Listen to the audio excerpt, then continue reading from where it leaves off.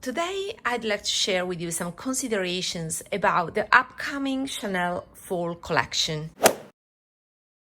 There are two nail polishes, and those ones are kind of far away from the Chanel aesthetics. I'm referring especially to the duochrome one. It's too bold. It's a very common multi-chrome pigment that is all around in form of eyeshadows and nail polishes. Chanel has decided to bring that multi-chrome into the mainstream brands. But the result, in my opinion, is a bit lazy. From Chanel, I would have liked more of a nuanced shade, maybe more subtle, more grayish, more sophisticated than it is. About the blushes are in the Baked Gelée formula, and they are Asian inspired in the sense that they are quite light in color. Yeah, there's a peach one, but most interesting one is the lavender.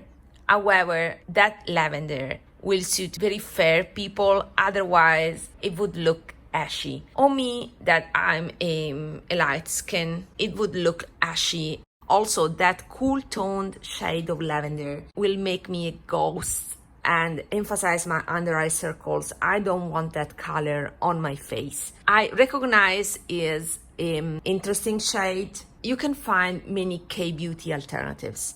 I may change my mind and pick it up because it's quite unique, but only after watching reviews. If I see I can truly sheer out that color. Looks promising because it's Baked Gelée. So the formula is exclusive, luxurious, but I won't purchase it right away. Also considering the price. I decluttered a lavender blush like this because it was too cool toned.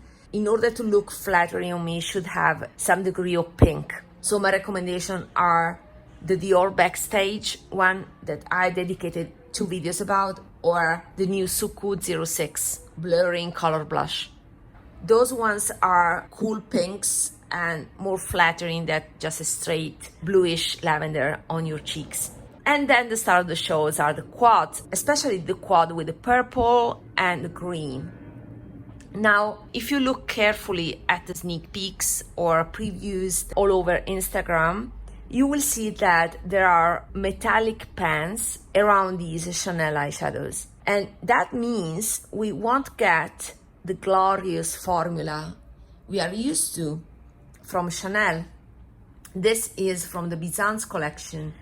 We add some mattes here, but I call these mattes vinyl mattes because they have a sort of a sheen.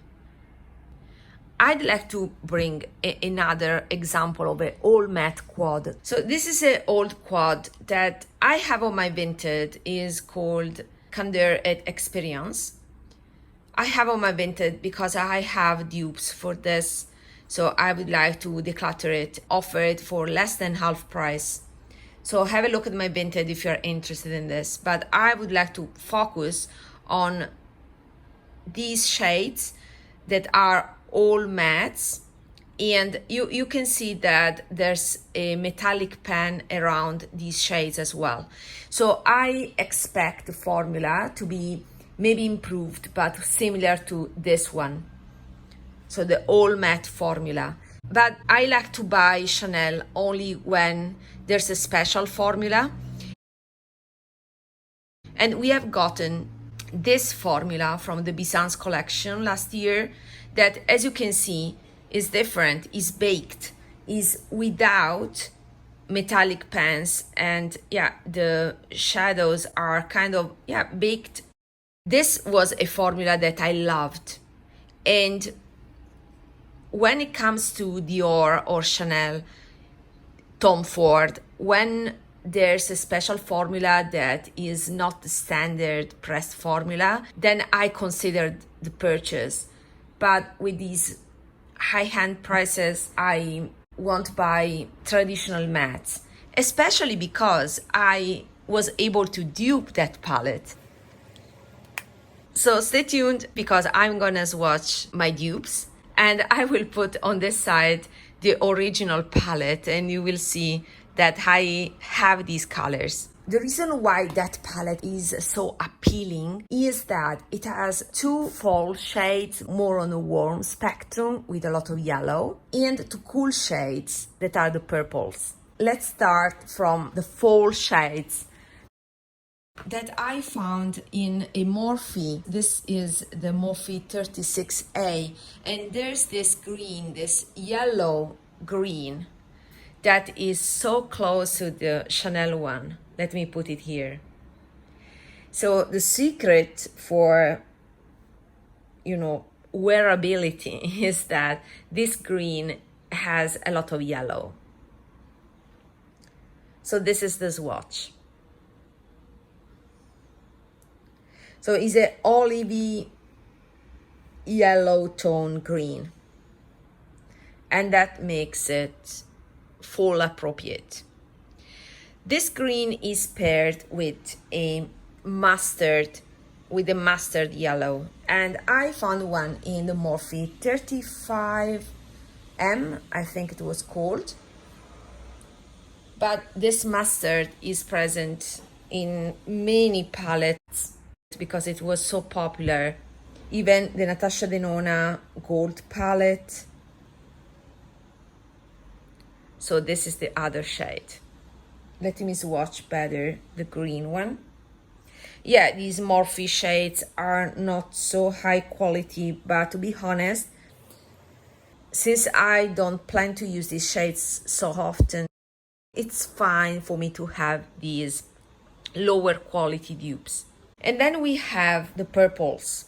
The purples were more difficult to dupe. I did my trials here, you see. So I could match these two colors, at the first swatch. But then for the purples, I struggled a bit. But this is my conclusion. So for the light purple, I have this old Suqqu.